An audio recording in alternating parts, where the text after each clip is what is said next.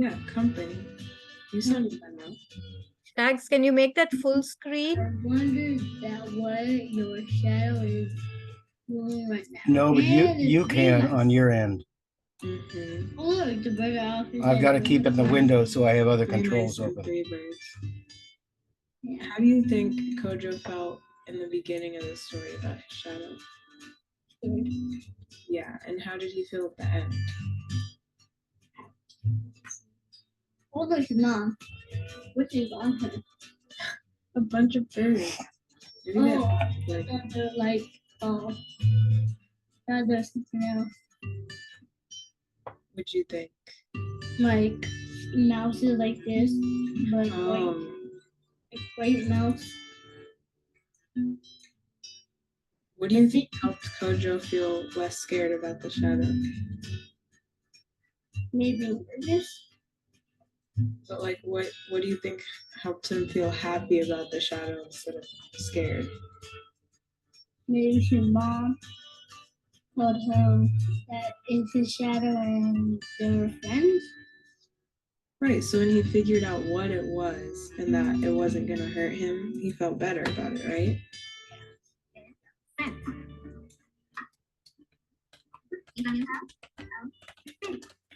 Y también si quieres, puedes aplaudir para que te ayude a escucharte. Le haces L, Whether a penguin leaves for 2 months, she travels to open hunting waters that are over 50 miles away. In the meantime, the father keeps the egg on his feet. Yep. He doesn't eat. He doesn't drink.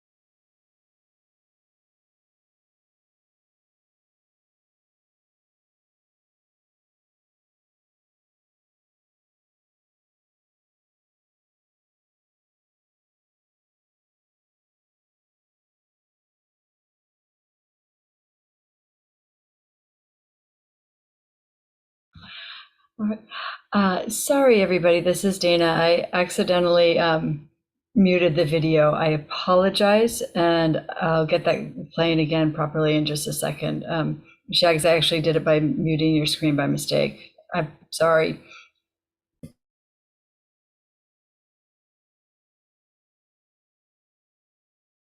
Yeah, I'll get it going again. Hold on. Thank you. And back to the audio share. The controls keep disappearing again. Share sound, optimize. There we go. So go back about a minute. That would be great. Thank you. And then we'll have the other one and then move into the program. When the egg hatches, the chick stays cozy in the same place on the dad's feet under layers of skin. Soon after, the mother returns and takes over while dad goes hunting. Again, the question is, how do the mother and father take turns here? Like, caring for the babies. Like the mother goes and gets, I think she gets like food. And the dad, he takes care of the eggs when they're like in his skin, and then after when the mother returns, he goes hunting. Yeah, good job. And now the other one. This is a story about the East Bay. Early education. And you.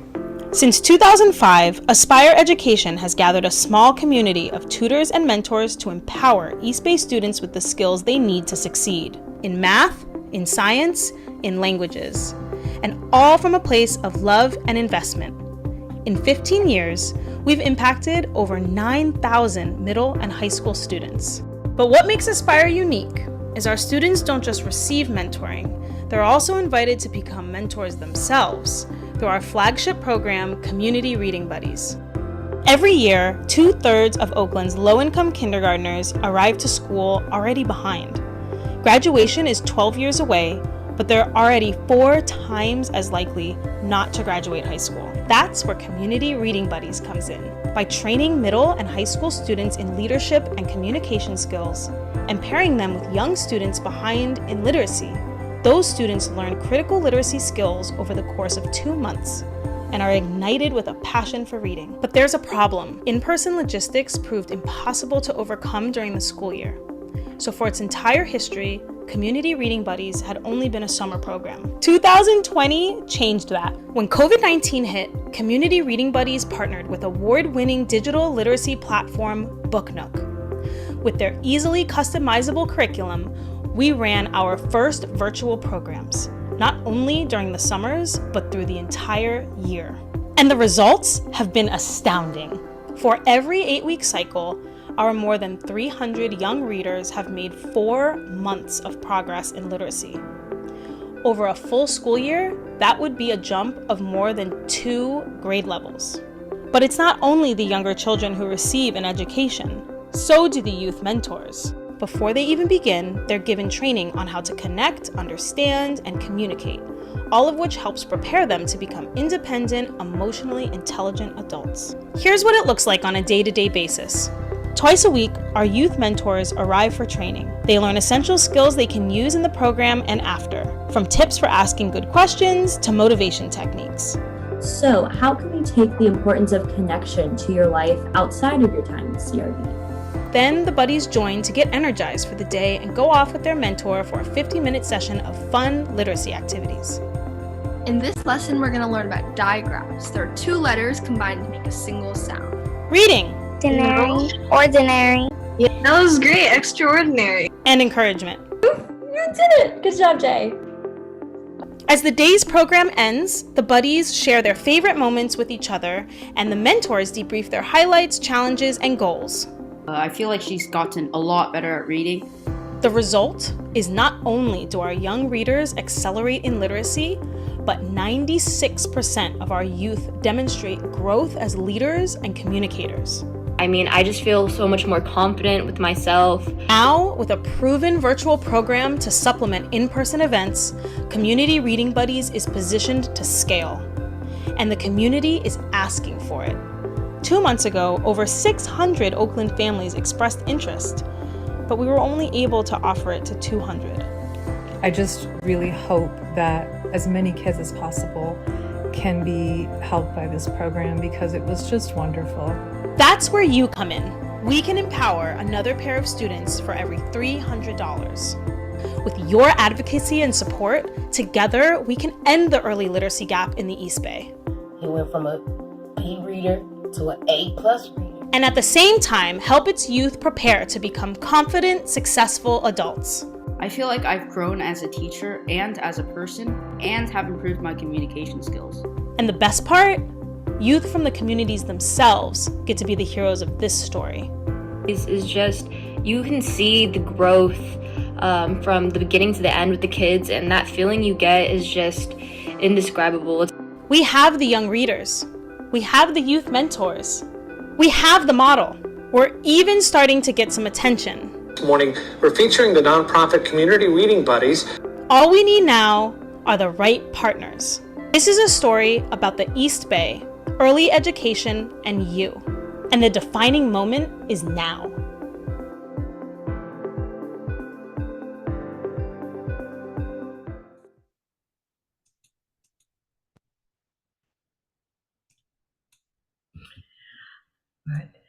Thank you, Shags, for playing that, and thank you everybody for joining us. My name is Dana Sherry. I am the MC, and I'm actually stepping in as a storyteller today. Unfortunately, Claire Hennessy is not able to be with us tonight, but thank you all for coming. This is our second storytelling fundraiser hosted by the Storytelling Association of California to benefit the wonderful work that Aspire Education and specifically Community Reading Buddies do to help bring reading to more kids in the East Bay and beyond. With some, we'll hear more. So, for the outline of the evening, we'll have some amazing storytelling. We'll have information from the director of Aspire, Kathleen Mountner, who will let us know more about the program.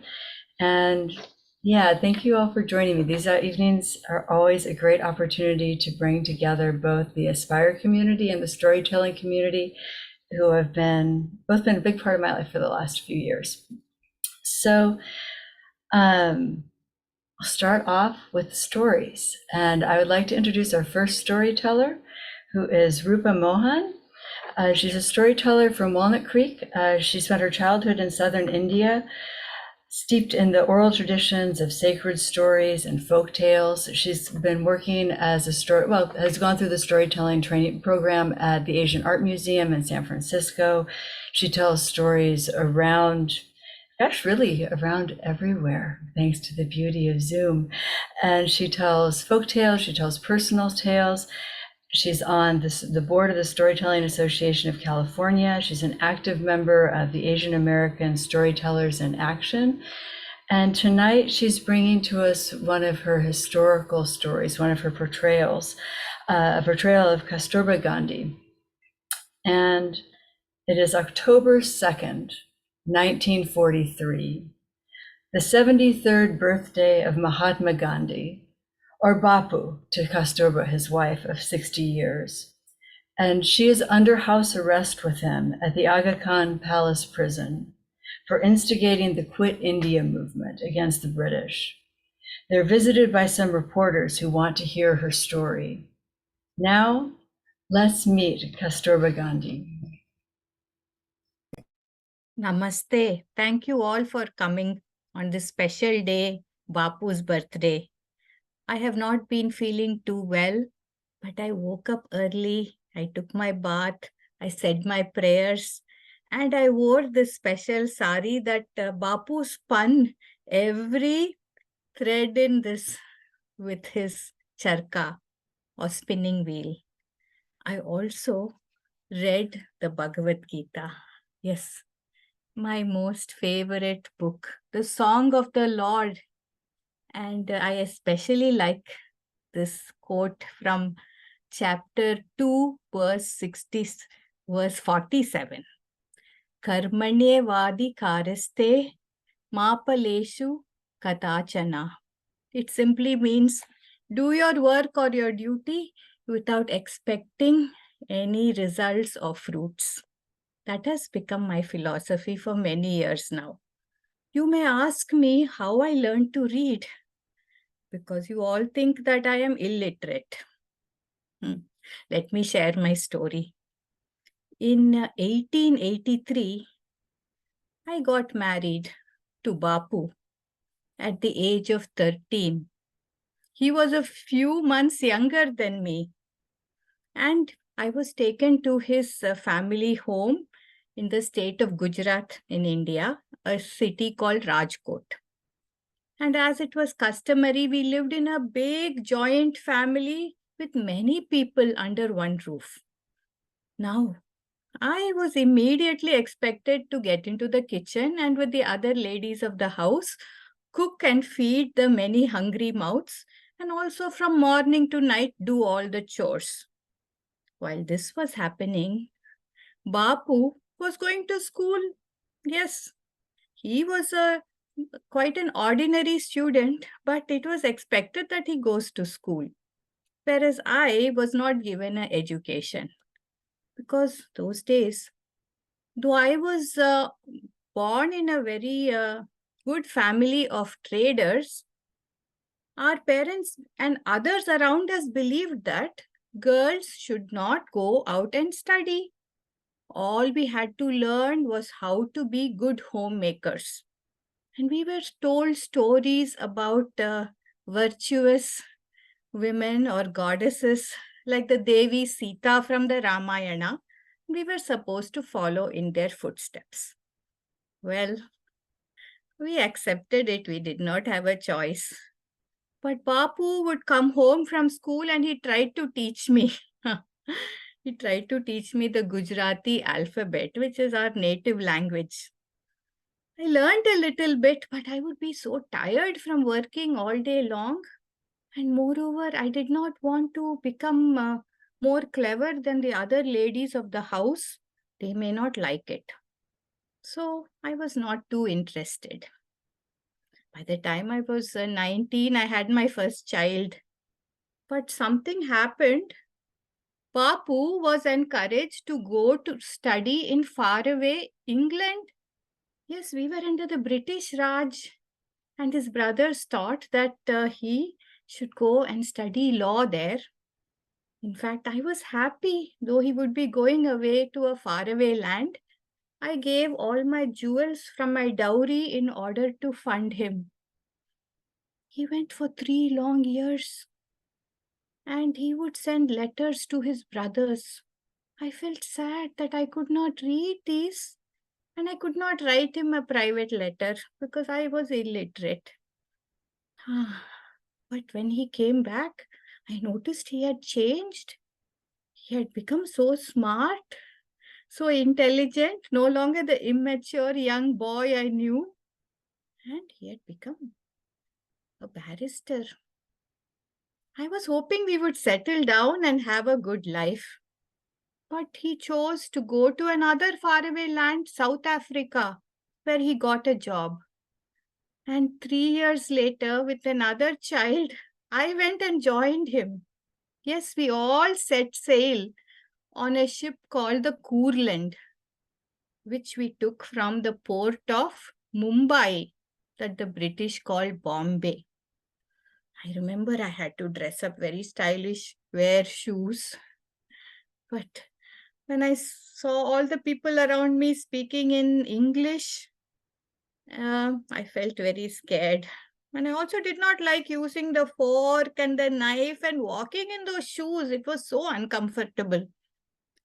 Well, Babu, I noticed, was getting so much respect, and he even made a speech about the unity of all the religions during Christmas time. He explained to me about that later. When we landed in Durban, this was in 1996, I noticed that a lot of people were standing in the harbor holding, some signs and shouting. I could not understand what they were saying, and nor could I read it. Babu told me that they wanted us to go back. They did not want us to come and settle down in Durban. And he also said it might have been because he wrote a paper listing all the grievances of the Indians in South Africa because they were not treated well by the white government. It got me very worried. I wondered how I was going to live there and raise my children, my 2 boys. But Bapu had a good job as a lawyer and we lived well for a few years. I wanted to send my sons to a good school, but that did not happen because some of them would not allow them and the other schools were not up to Bapu's mark. So he said he would teach them. You tell me, how was that possible? He was so busy from morning till night. I wish I had been educated so I could have taught them. But that was not to be, and it was making me very sad. Well, the years flew by, but things were changing. There was so much racism, so many things that were happening, and Bapu was getting very involved in the community. Yes, the government started imposing all kinds of taxes on us. We were considered low-class citizens. People would spit on us. They called us coolies or indentured laborers. And they made us give our fingerprints, and like criminals, we had to carry papers even when we crossed from one province to the other. Bapu and his friends started taking action. Without any violence, of course, but they started civil disobedience.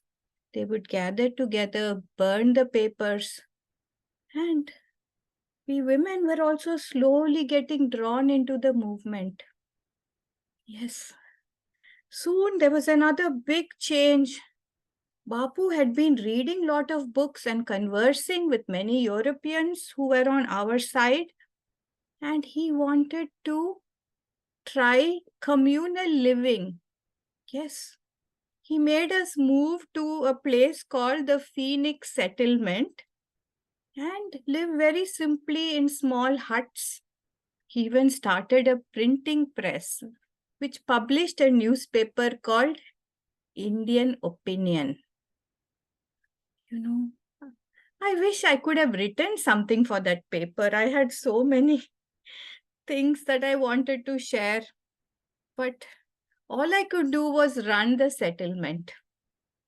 And I did pick up some skills from the Europeans who were helpful to me and taught me a little bit of English and some math that I could calculate how much of provisions we needed and how many mouths we had to feed, because Bapu was away a lot and I became the mother, or what I was known as, Ba. Yes, my name became Kastur Ba.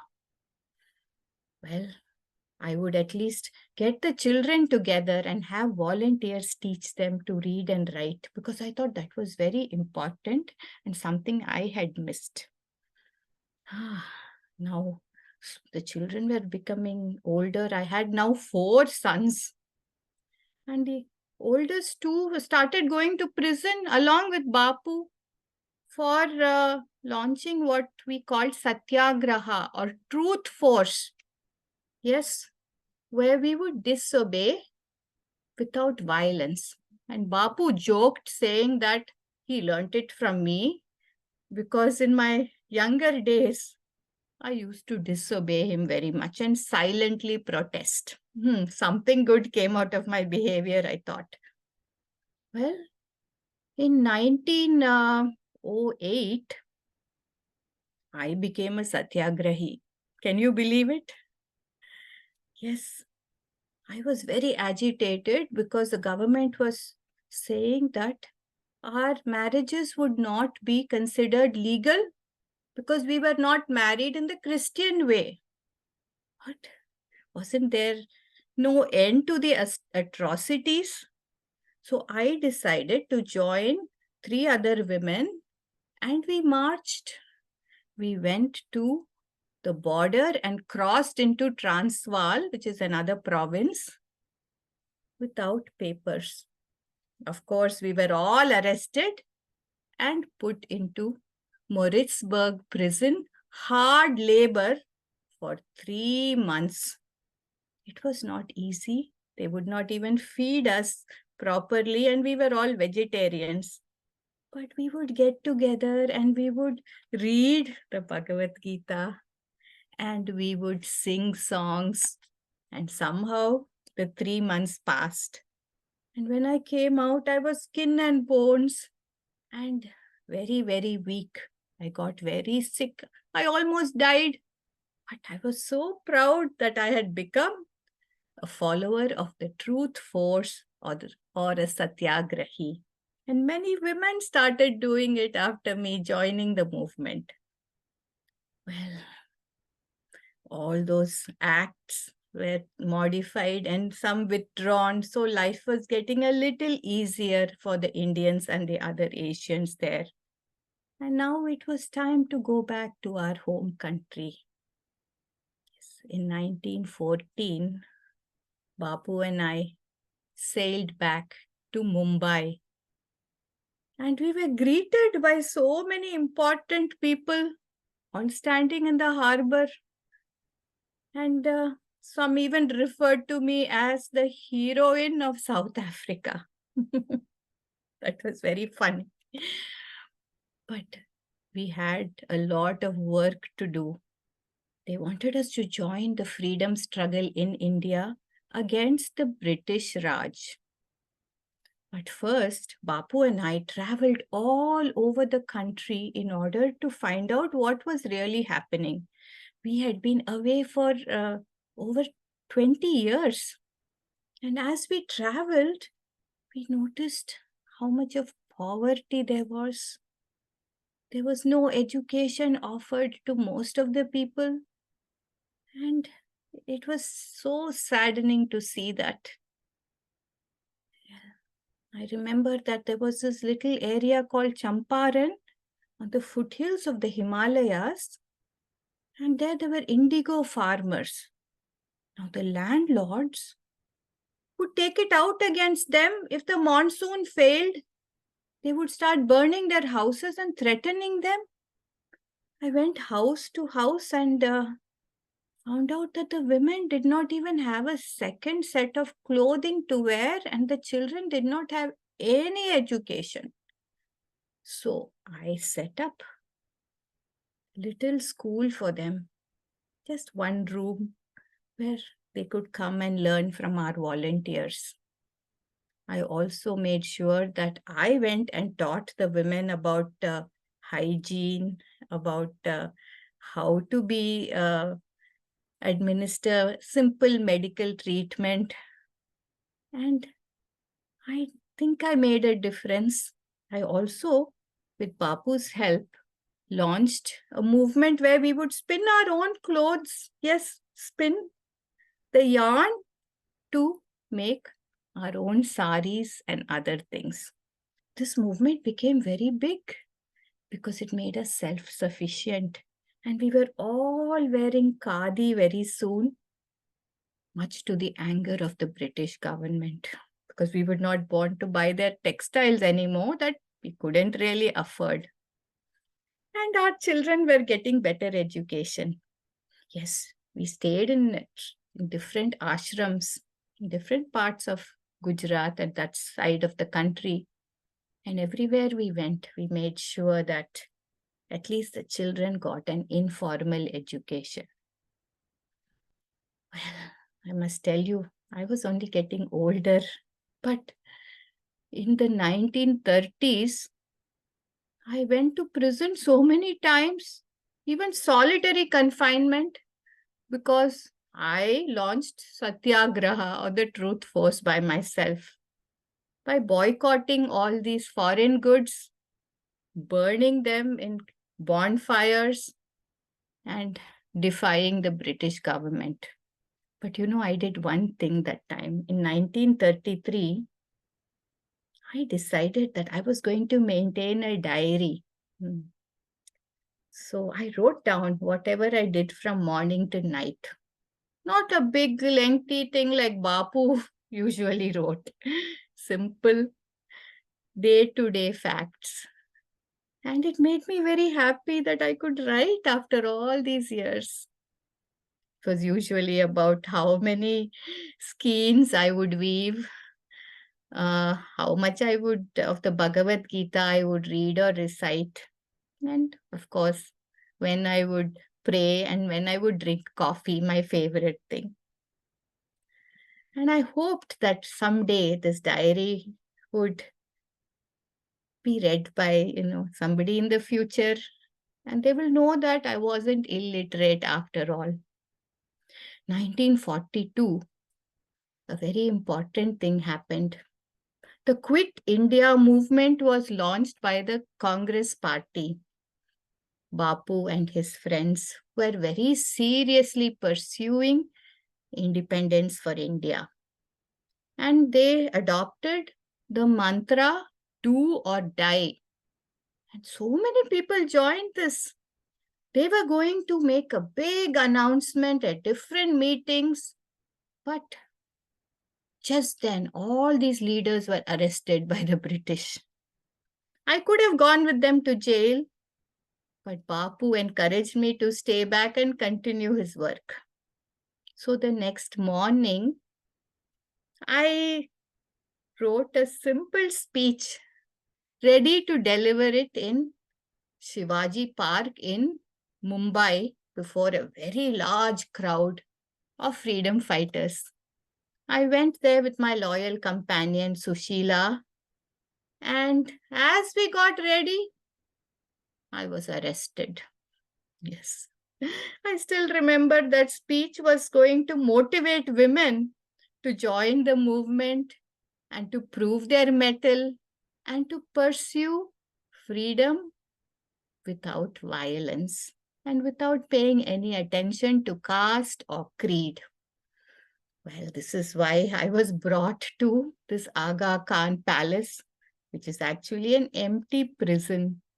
But I got to reunite with Bapu, and we have spent the last year together here. And he made another effort to teach me. This time he tried teaching me geography by using a orange for the world. And then he also taught me some poems. But when I asked him to get me a notebook from the prison guard, he said, "Why do you need that? You are not at that level. A chalkboard is enough for you." You know, that made me angry. And I said, "I don't want to learn from you anymore, Bapu." And I started practicing my reading and doing my daily routine, starting with slowly reading the newspaper every morning. Well, I know freedom is just around the corner, but my health is failing. I don't know if I will be able to see that day, but I am happy with my own literacy journey. And I should tell everybody that it is never too late to learn to read and write. Yes. And my other philosophy is live as though there is no tomorrow.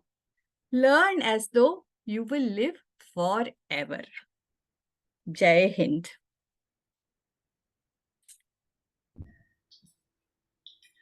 Oh, thank you, Rupa. That was amazing. We'll have an opportunity to have conversation with the storytellers at the end of the session, and there's a lot that I would love to hear about the story. And it was such a powerful reminder that of the connections between literacy and the striving for freedom, and that literacy is something that we need, that is needed today, but it's not new, that it's something that has been such a powerful thing for so very long. So thank you. Thank you. So in Claire's absence, I will introduce myself to tell the next story. So my name is Dana Sherry. I've been on the Aspire board. I'm in my third year on the Aspire board, and I, as a storyteller, have focused mostly on traditional stories from Central Asia and the Caucasus. I'm also working on telling stories of the Catholic saints. But today, actually, I've been thinking about literacy and thinking about stories about books, and I realized that actually the first story that I ever told is about books. And I love this story for many reasons, but it taps into the wonder of books, the wonder, the power, and the fact that if you're not careful, books can get you into a little bit of trouble as well. So this is a very loose retelling of a literary story called The Book of Beasts by E. Nesbit. And it begins with a boy, a seemingly ordinary boy named Lionel. But as the story begins, Lionel finds out that he is actually a prince. And the chancellor comes to his home and brings him to the palace and shows him all the marvelous rooms that are now his. And then he brings Lionel to the royal library. And Lionel reacts as probably most of us would. And he says, "I'm so glad that I learned how to read. I will read all of the books here. That is not a good idea, said the Chancellor. Why? Well, I would not say that I believe the rumors that the last king was a wizard, but it is true that there is something strange about his books, and it is much better that you leave them alone. But I could read maybe just one, maybe just that one. And Lionel reached out and he took down a book with a beautiful red leather cover, and it was closed with a golden lock. And he opened it up, and on the page he saw a painting of a butterfly in blues and greens and golds. And as he watched, the wings flapped, and the butterfly lifted off the page and flew out the window. And Lionel turned the page, and then the next page, there was a bird of paradise, and it too arose from the book and soared out the window. And then he went to a third page, and he got a glimpse of it. All he could see was there was a sandy island with a single palm tree on it and some sort of a red shape beneath. When the Chancellor said, "That's quite enough of that," he slammed it shut, put it back, and I'm sorry to say the times were such that he gave Lionel a stern shaking and sent him to bed.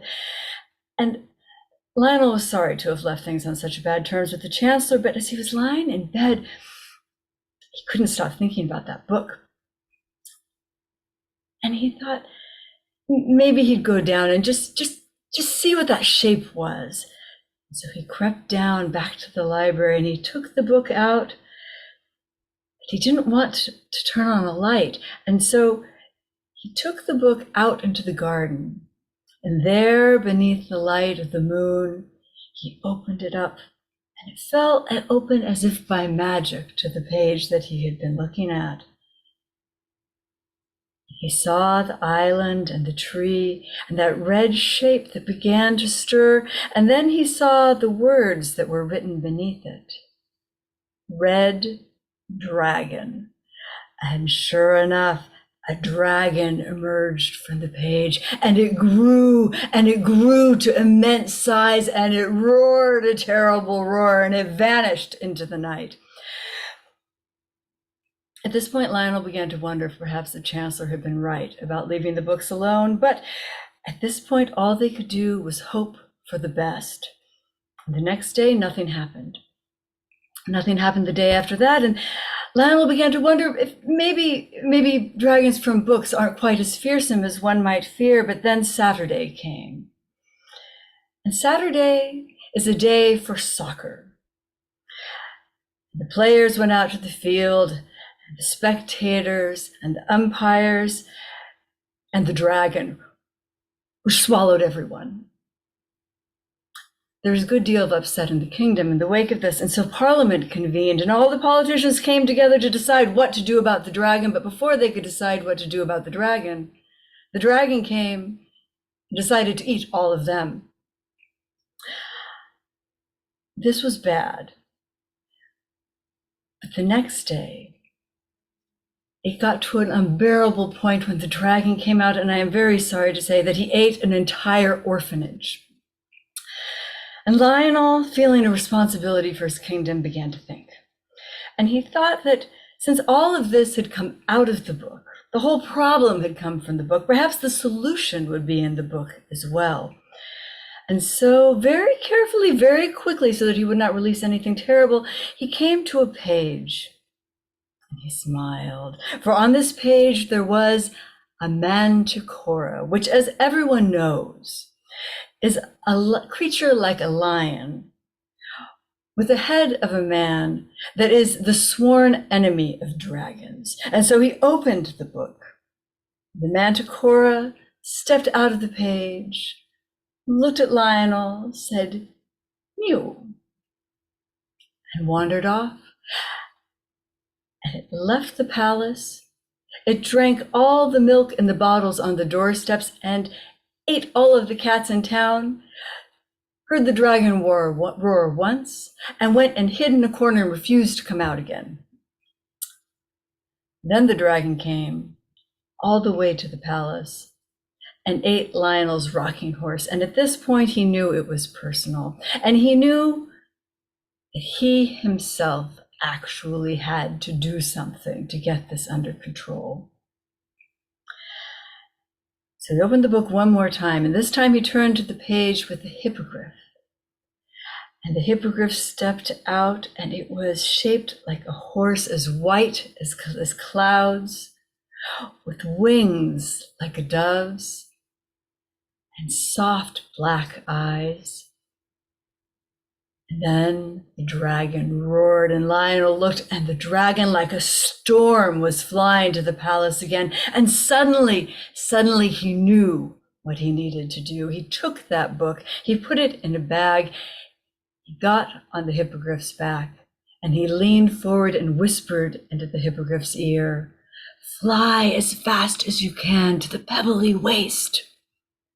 And they soared into the air, and the hippogriff flew like the wind, but the dragon was gaining on it, closer, until finally they came to the pebbly waste. Nothing but stone as far as the eye could see, not a single tree, not a drop of water, and they landed, and Lionel opened the book to a particular page and left it there. And the dragon came skidding in after them, and the dragon was smoking.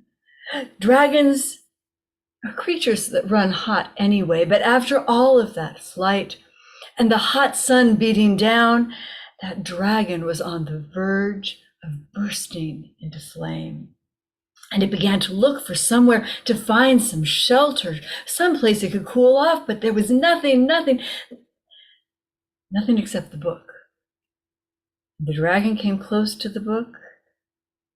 He saw a familiar page, a page that had an island covered in sand, with a single tree, with an empty spot in the shade.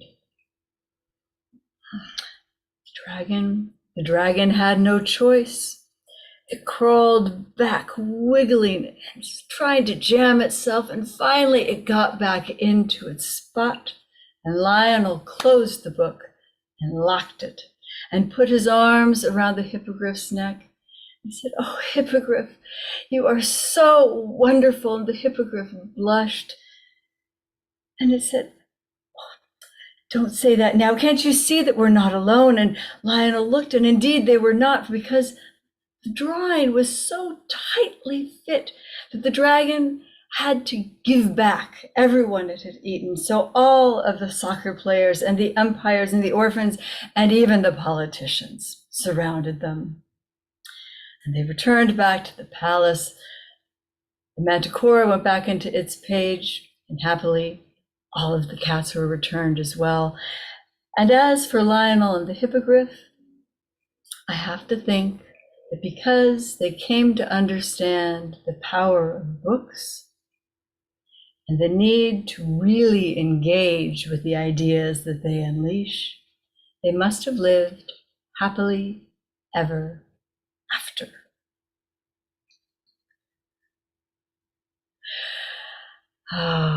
And so, on the wings of the power of reading and the power of books to unleash things that we never would have imagined, and to allow us to accomplish things that perhaps we hadn't suspected ahead of time, I would like to invite Kathleen to talk to us a little bit about the work of community reading buddies. Wonderful. Thank you so much, Dana, for that introduction and for the segue for your story. Hi, everyone. These are really hard acts to follow. I am not a storyteller myself, so you'll have to forgive me. But my name is Kathleen Mountner, and I have the privilege of being the executive director of Aspire Education, of which Community Reading Buddies is a part. And so this is, of course, the reason that you all are here today, and we are so grateful for you to be here. So I'm just going to tell you a little bit of information about what Community Reading Buddies is, why we exist, and tie it back into why we're here, about the power, like Dana mentioned, of books and literacy and reading. So as I'm sure many of you know, over 2/3 of students in Oakland are reading below grade level. And even more alarmingly is the fact that nearly 80% of students of color are reading below grade level. And so these statistics pose really serious consequences, not only for our communities, children and families, but also for the future of the Bay Area. We know that third graders who are reading below grade level are actually 4 times less likely to graduate from high school. And so this problem is really urgent. This is why Community Reading Buddies exists. So Community Reading Buddies has been around for nearly 30 years. It began way back in 1994 and has really been committed to disrupting this narrative. In Community Reading Buddies, we train and mobilize youth mentors, so 7th through 12th graders from across the Bay Area, to work one-on-one with kindergartners through 3rd graders who are reading below grade level. They work together twice per week in individualized reading sessions to really not only give them a joy and a love of reading, but also to really boost those reading levels so that they can achieve grade level reading and access everything that comes with literacy. And, you know, from, I'm sure, your own personal experiences, as well as the stories that we're hearing today, you can really see just the importance of literacy and reading and the access that literacy has to the world. And so we've been really fortunate through Community Reading Buddies to provide that to our students, and the results have really been outstanding. In our program, our buddies make an average of 4 to 5 months of reading growth in just one of our 8-week cycles. And so through this program, we're really working to meaningfully increase the number of students who can read fluently and proficiently by the time they get to 3rd grade, so they can change that statistic and graduate high school and be on track for successful an educational trajectory and able to access everything that literacy and reading and books has to offer. The other thing that I want to mention about Community Reading Buddies and our program is that it's not only the kinder through 3rd graders, those buddies, who benefit from our program. Our youth mentors also gain really valuable experience and support as they build critical leadership skills in our program, all while giving back to their own communities. And so our mentors are really able to build their social emotional skills through working one-on-one with a younger student. They build their problem solving, their leadership, all of these sorts of things that we know are really strong predictors of post-secondary success. And so we're really able to, through our program, have a dual impact. Again, not only building up the skills of those mentors, but also supporting our buddies and their reading skills as well. And so again, this is why both I and the rest of our team really appreciate you all being here and having this event this evening. We have already raised over $2,000 from this event tonight. And that really goes to, every single dollar goes to support our programming, and so that more and more students can be part of our program and experience the joy and magic that is access to literacy and reading. So I just want to say again, thank you. If you want to learn more about Community Reading Buddies, about what we do, I'm happy to chat more. But again, just thank you, and wanted to express that from our end as well. Thank you, Kathleen. And I want to give the audience, if anyone has any questions or anything that you would like to ask about Community Reading Buddies, this could be a time for it. And I guess I have a question for you, if I may, Kathleen. Of course. That's really, thank you for sharing so much wonderful information about what the program does, because it is so powerful. One of the things that I've loved as a board member is that there's all of that solid information and solid skills that come out of it. But seeing the kids interacting, well, I mean, the mentors and the buddies interacting, just, it's such a joyful thing. And it's such a, yeah, like, and I wonder if any, I know I'm kind of putting you on the spot, but if there's any kind of anecdote that comes to mind, any story that you would remember that about an encounter with the mentors or with the little buddies that you'd be able to share. Yeah, I think one comes to mind in particular. We had a program this past year at Lincoln Elementary School in Oakland, which is in Oakland's Chinatown neighborhood. And so a lot of students at that school speak English as a second language. And we actually were able to pair one of our buddies, one of our kinder through third graders there, with a mentor who also spoke Cantonese. And so not only were they able to work on these really important reading skills in English, but they were also able to work on them and connect with one another in Cantonese as well. And this student ended up having and building such a strong connection with her mentor that as soon as the 8-week cycle ended, she went to her after school coordinator and just started crying, asking why she couldn't see her mentor anymore.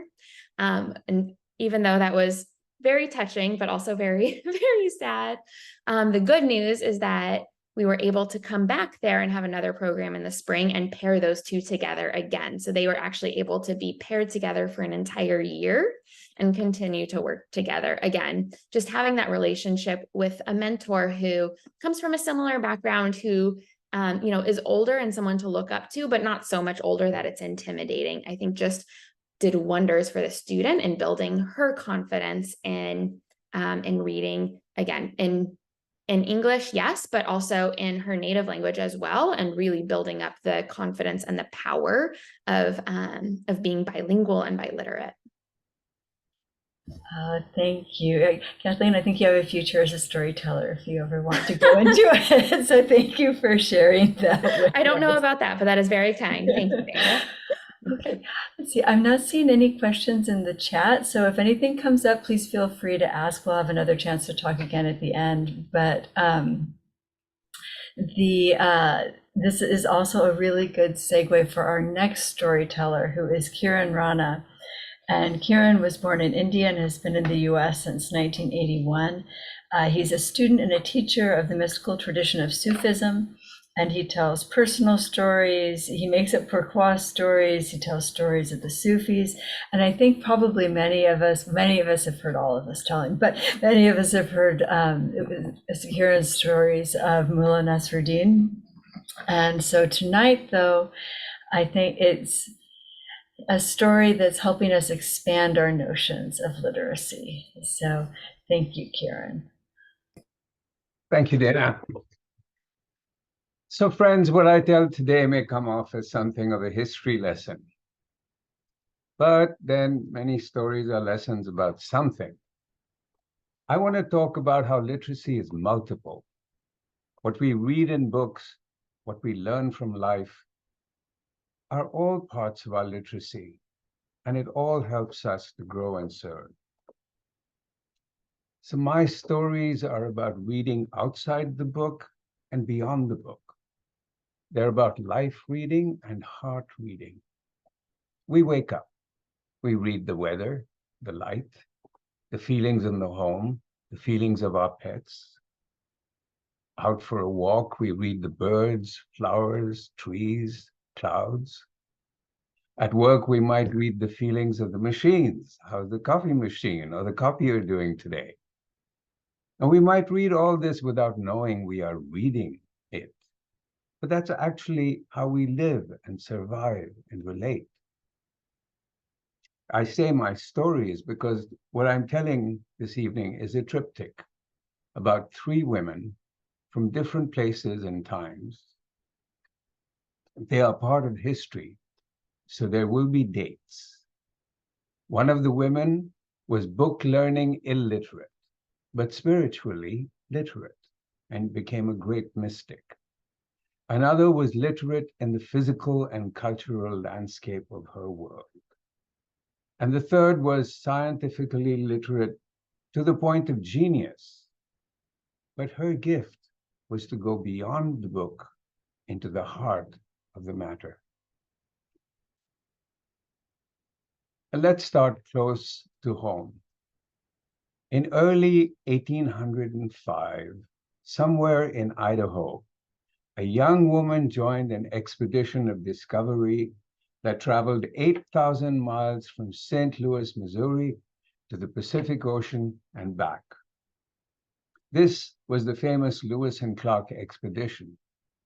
And apart from the two captains, Lewis and Clark, this young Shoshone woman called Sacagawea or Sacagawea is perhaps the best remembered, almost legendary member of the group.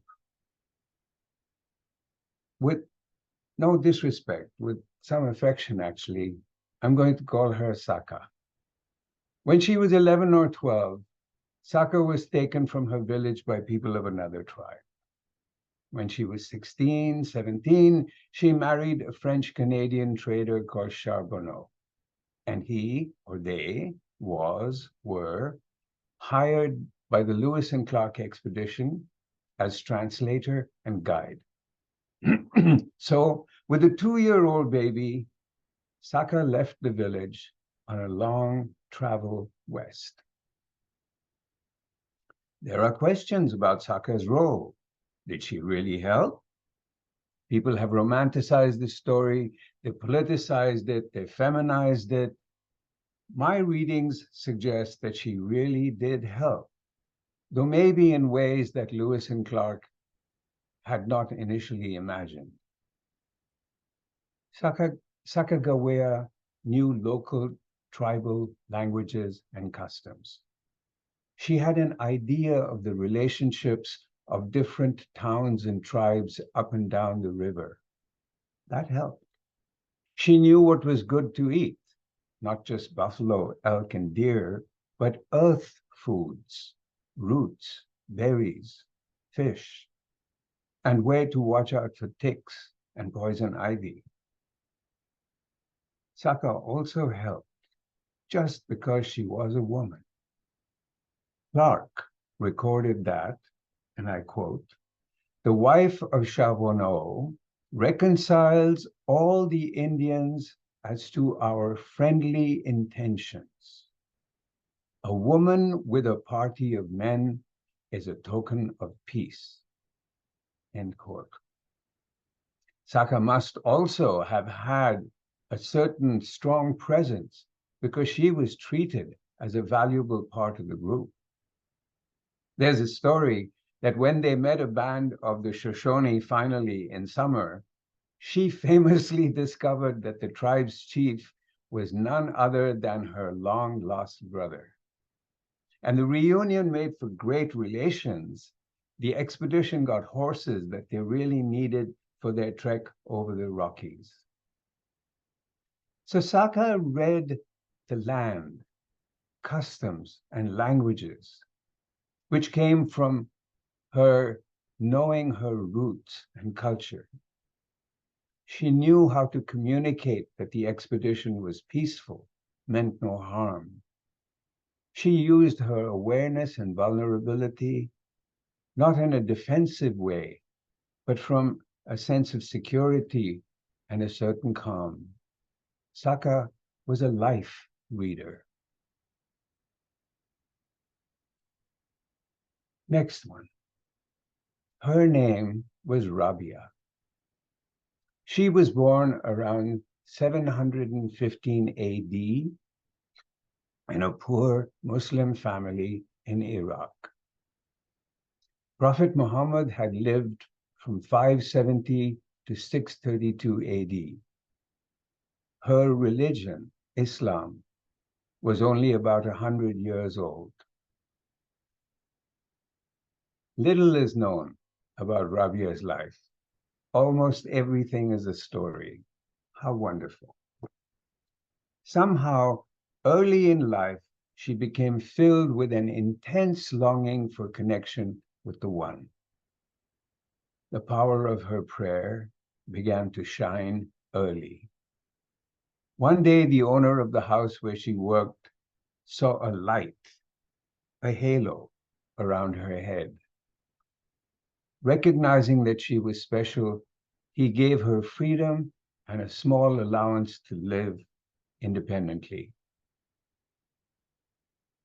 Now, Rabia believed in the oneness of every created thing. She saw the world as blessing, life as a gift.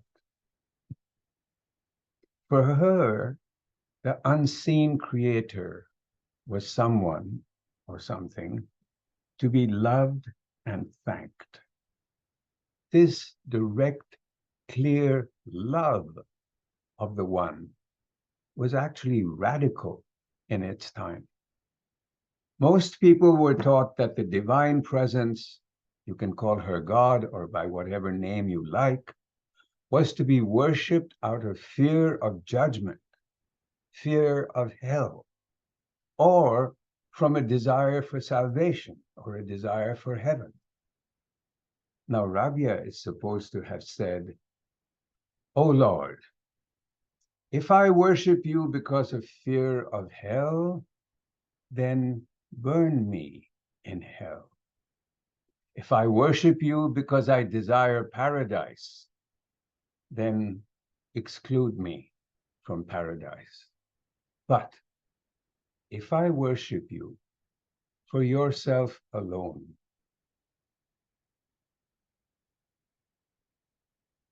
then deny me not your eternal beauty." This view, when it became better understood, it changed the direction of the mystical tradition called Sufism. Okay, but this is a storytelling session. So here is a magical, mythical story about Rabia. Now, one of the pieties or duties offered to Muslims is to make a pilgrimage to Mecca and circle the giant sacred black stone called the Kaaba. Deciding to do this, Rabia took a donkey with her to help carry her bags.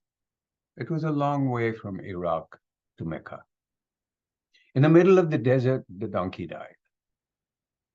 Rabia stopped and then prayed to her friend. "You called me to your house, the Kaaba, and now you have allowed my donkey to die in the middle of the desert and left me here alone?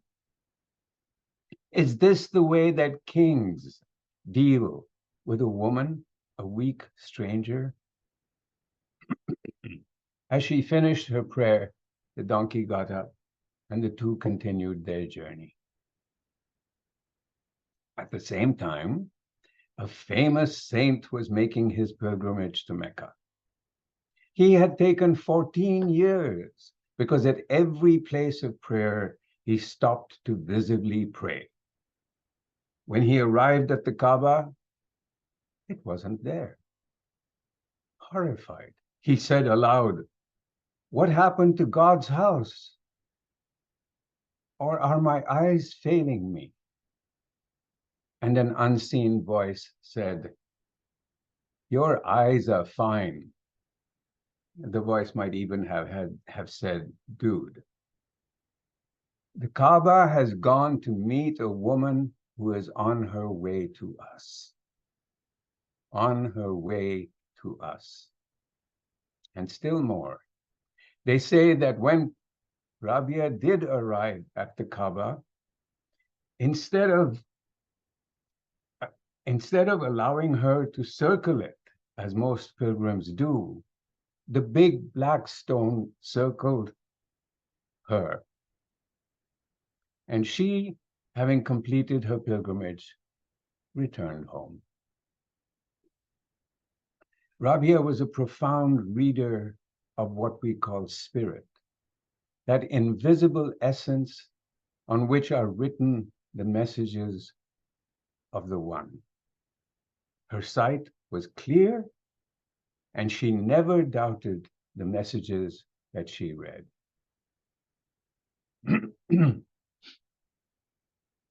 Marie, a very great Polish scientist, settled in France because her own country would not offer a woman the education she wanted. Marie Curie, born 1867, died 1934, was a physicist and chemist and one of the early researchers of radioactivity. She was the first woman to ever win a Nobel Prize, and actually she won 2 times, in 1903 in physics, in 1911 in chemistry. Marie was born in Poland to a loving Polish family. When she was 23, she moved to France to study physics and chemistry and mathematics at the University of Paris. The University of Warsaw would not have her because she was a woman. In Paris, she wore all her clothes to stay warm in winter. She tutored for money, and she earned 2 graduate degrees. In 1894, she returned to Poland, but was denied a teaching position because she was a woman. So back to Paris. In 1905, she married a co-researcher who adored her, name of Pierre. Together, they discovered polonium and radium. In 4 years, they published 32 papers. In 1903, they had been invited to speak at a royal institution in London. Only Pierre was allowed to speak. Why? Because Marie was a woman. In 1906, Pierre died in a street accident. For a while, Marie was devastated. But in 1910, she started the Radium Institute in Paris, and it is still there today and has produced 4 more Nobel Prize winners. During World War I, you would know the dates, 1914 to 1918, Marie developed mobile radiography units to help surgeons save soldiers' injured limbs. She got funding for 20 mobile vehicles, about 200 radiological units in field hospitals. She produced needles containing the gas radon to sterilize infected tissue. Probably about 1 million soldiers were treated in her X-ray units. The research done by Marie and Pierre Curie on radium and radioactivity led to a rethinking of the foundations of physics. It enabled other scientists to probe the structure of the atom. And the Curies did not trademark their radium research. They gave it freely for the benefit of mankind. Marie died in 1934 at the age of 67. Her death was probably caused by radioactive poisoning. Because of radioactive contamination, in fact, her papers from the 1890s, even her cookbooks, are considered too dangerous to handle. They're kept in lead-lined boxes. Marie's book learning was fundamental to her accomplishments. But what was her special gift in reading was that she didn't stop at the book. She read beyond, intuiting the possibility that lay beyond the book's knowledge horizon. Her curiosity took her to discover or uncover things through her life-changing research.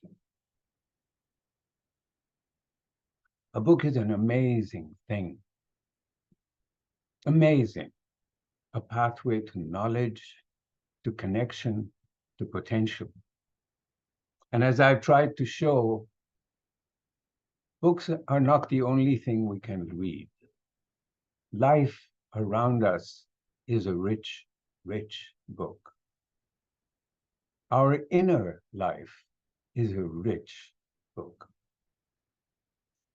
Let us never forget to respect that kind of reading and to look beyond what is known or understood into what is waiting to become known. The book is a launching pad. Going beyond the book is space exploration. Thank you. Thank you, Kieran. That was a powerful set of stories. And it's true that the books begin, but books are not the ending, that it's the starting point. And it's also an incredible reflection on what one person can do. That it's focusing on this, on the, I'm sorry, I get tangled in the stories and it's hard to give pithy things afterwards.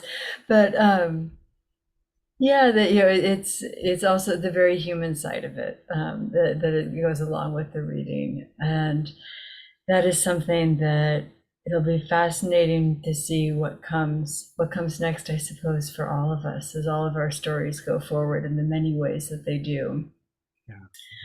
So for our final story, I think we're returning to the book for Neshama Franklin, who has been a librarian, has been a storyteller, and there we go, and has been telling stories ever since she can talk.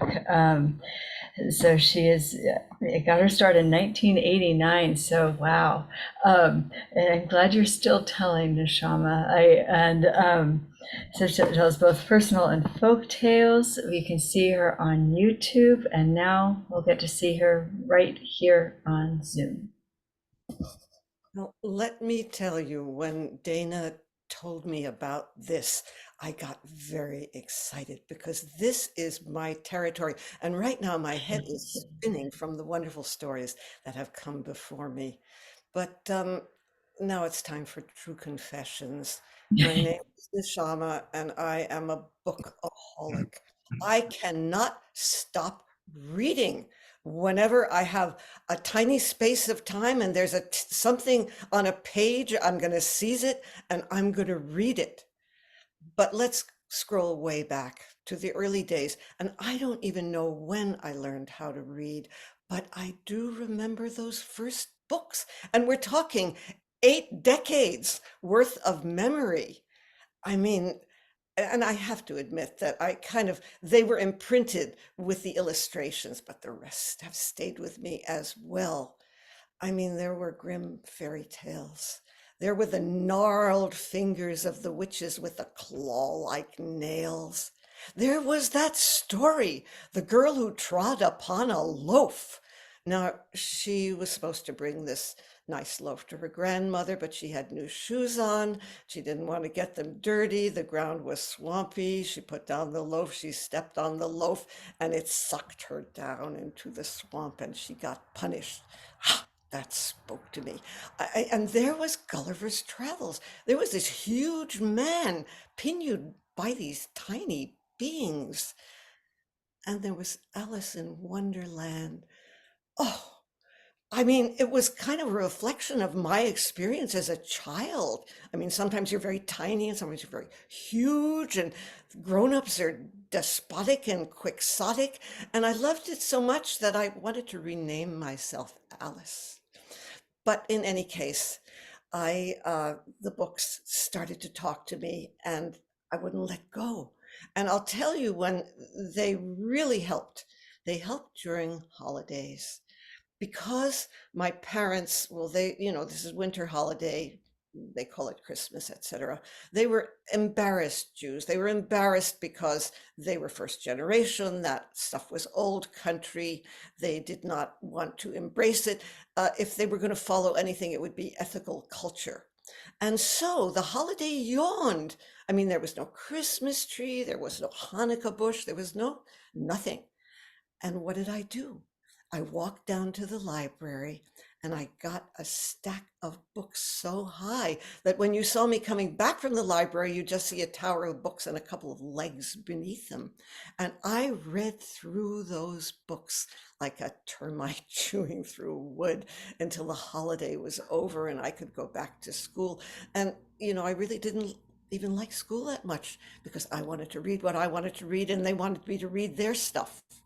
But in any case, I kind of got through school, not very, very well, because I didn't want to finish my papers because they thought I was smart and I felt like a fraud. And if they didn't see the papers, they wouldn't know that I was a fraud, etc.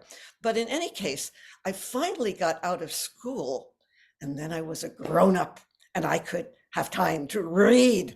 But then I had children, a couple in a row. And even though I was home by myself with nobody looking at me, you know, toddlers take care. However, I would plunk them in a playpen, whether they liked it or not, so I could seize a couple of hours of reading. And that's what I did. And my mother-in-law from the Midwest would say, nose in a book, nose in a book. And that described me. Now, of course, when I had the children, I had to read to them because, you know, I wasn't the kind of, I never played games. I wasn't that adventuresome except on the page. So I would go to the library and get these huge stacks of picture books and they would settle on my lap. And we would read through them over and over and over again. And it would take us places outside of our apartment. And it would also take us inside to stuff that they could feel and resonate with. And so we had marvelous journeys through books. And I basically read my way with them through their childhood. And then they grew up and got out of the house. And now I was full-fledged, untrammeled grown up. And I could read whenever I wanted to. And then I got grandchildren and I could read to them as well because it just was home. And so there was my first grandchild. She was kind of placid and 9 months old, just sitting there with great big eyes, ready. I thought she was ready. And I handed her a book. It was a toddler book. It was made out of cardboard. And she picked it up and she stuffed it in her mouth. She was teething and my heart sank. But then she got with the program. It didn't take long. And there she was reading to her younger twin siblings, each peach, pear, plum. She had memorized it, but it doesn't make any difference. She could read, they could read, we read all together. So that's kind of my familial connection with reading. But then I had this other connection that came up. I got a job finally after a kind of tortuous series of careers at the place I would be in, whether I got paid or not, the library. Oh, what a joy that was. And now I have to tell you, I am a freak of nature. I have read in my 8+ decades, thousands of books. I have statistics, metrics as they call them, from 1994 when our system got computerized. What's on my card? 30,000 books. Now, a lot of them indeed were books I took out to read to my grandchildren, but still that's a lot of books. And you may wonder how the hell I do it. It's because I can read very fast. I mean, I didn't have any training. It just, the words go in and I suck them in and I get the book rapidly. And so this is very good for volume, but it's not so good for retention, for savoring the book. And so what I have to do is write down a little description, which I call reviews, of every book I've read, so I can go back and say, oh yeah, that was that one. And another thing that slowed me down was my husband, John. He read slowly. And I would say, hey, John, listen to this. And I could read the author's words. And when you read them aloud, they slow way down. They're very delicious. And then approximately 30 years ago, John died. And my next door neighbor who had started a local radio station said, hey, he's gone, read to us. So my radio program is called Reading to John. Maybe he's listening somewhere out there. And I read all kinds of stuff until we got broader than just our little purview in West Marin. And then I had to worry about copyright. And for a while I read classics, which brought me back to the classics, which was delicious. And then I realized that I had my own writing, which were the descriptions of the books. So I could read my reviews as they were, and then I could read a little chunk of the author's words. And that's what I love to do. I love to kind of taste them and give them back to my listeners. So that's what I do. And in the library itself, people know I read a lot. They kind of know my taste, which is kind of dark. I have a whole cupboard full of my books with my reviews in them, and they can go over there and they don't have to look at all the, the kind of faceless stacks. They can go and get something. And that's one of the reasons that I'm comfortable stuffing it all in, because I can give it out to them. And I'm very eclectic. I mean, I have to admit, I like women authors, I like fiction, but I'm all over the place with whatever takes my fancy. And people ask me when I kind of trotted out this story for them, because I work with story groups, they said, okay, what's your favorite book? What's the book that changed your life? I cannot possibly tell you that. They just come and they come and they come. And so I'll just tell you about a couple I read in a memorable weekend a couple of weeks ago. There were only two books, but each of them was 600 plus pages. And so I read through those books like the termite eats through wood. The first one was called Mr. B, George Balanchine in the 20th century. And I've been a dancer, and it was kind of like Neshama Franklin in the 20th century, because I traveled with him and with this fabulous author who did all this, a decade's worth of research, and also studied with him.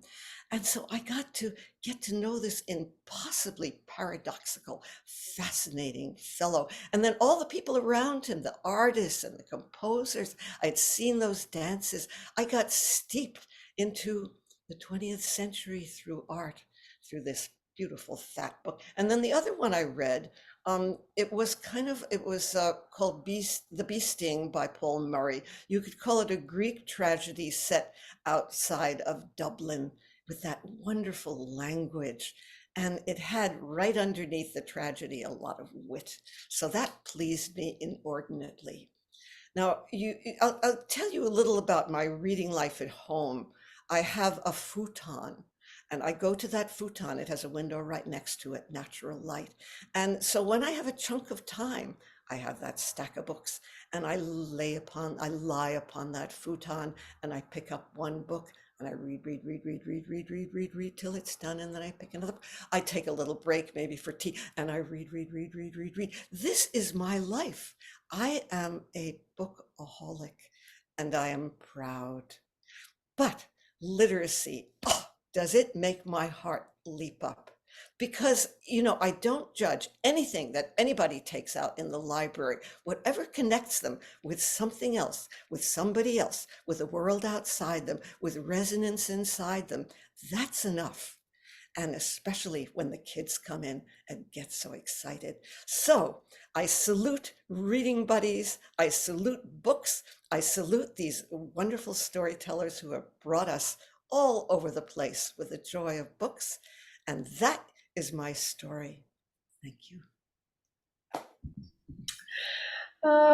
Shama, I love you so. Thank you for that was triggering so many happy memories, I imagine, for all of us, imagining our own journey of books. And I'm going to have to look up your book reviews. So thank you. And I want to say thank you to everybody who has been part of the program. I have been remiss and have not, if anyone would like, thank you all for your support of Community Reading Buddies. I am posting a link for the donate page in the chat, just in case you are interested in it, and because I really should have been posting it earlier.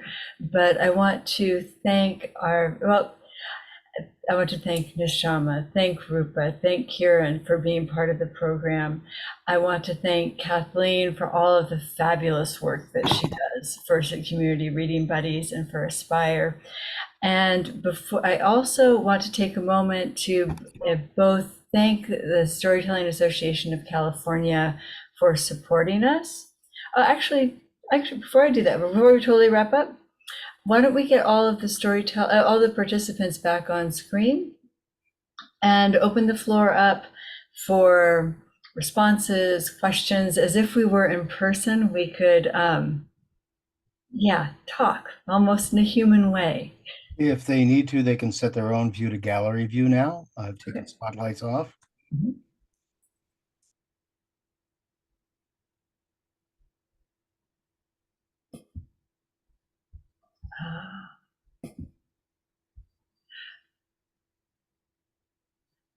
Thanks. And we'll leave it open and see if anything comes up. One of the things I know that I want to bring up is I want to express my deep gratitude to the Storytelling Association of California for supporting us. Thank you to Shags for being such a wonderful tech host. And I would like to invite the chair of the board for the Storytelling Association, Sarah Armstrong, to say a couple of words about the good work that you all do. Oh, thank you, Dana. Well, this was just a delightful evening, and it's such a special event and cause near and dear to all of our hearts, I'm sure. SAC, the Storytelling Association of California, supports storytelling in all its forms, and we have many special programs that we run on a regular basis and new projects that come up all the time. So we hope you will check out our website, which we'll put in the chat, and see some of the things we're doing and get involved with us. And again, thank you, Dana, and thank you for this, Kathleen, for this wonderful program. It's just excellent. Thank you so much. Thank you. Yep, and there's the website for SAC in the chat. And if I could ask just to go, I've been thinking about this program as well. Found myself thinking a lot about books that I love, and like Nishama, there's no possible way to pick one favorite book. I think we all would agree that that's simply not realistic.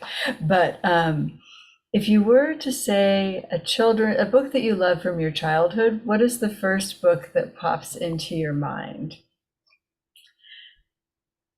We'll go with the storytellers first. So Kieran, what pops into your mind? I'm ashamed to say, really the first thing that pops into my mind is a single picture of a book that I read when I was about 5. And in this picture, there was a diabolical image of Hitler, and he was long and tall and big, and then on the ground, there were tanks.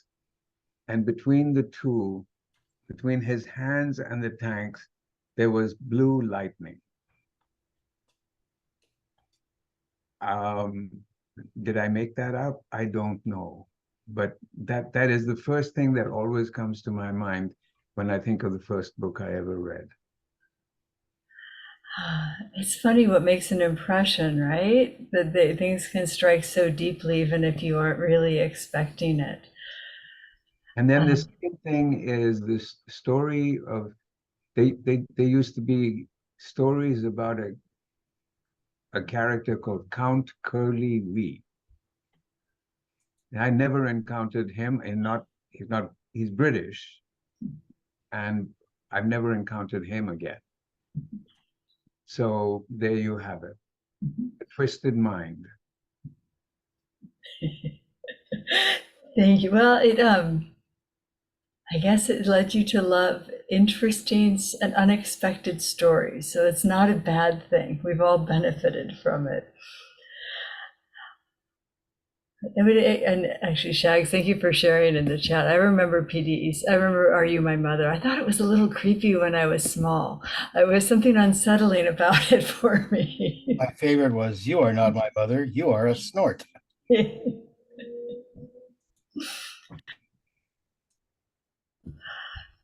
right. Well, I guess we can wrap up with that, but I want to thank everyone again and wish you a happy night thinking thoughts of your favorite books, and good luck with exploring and finding new ones. So have a good night. Thank you all, and all the best until we meet again. Yeah, Mary Poppins was great. Thank you so much, Dana. You did a beautiful job. Yes, Thank you.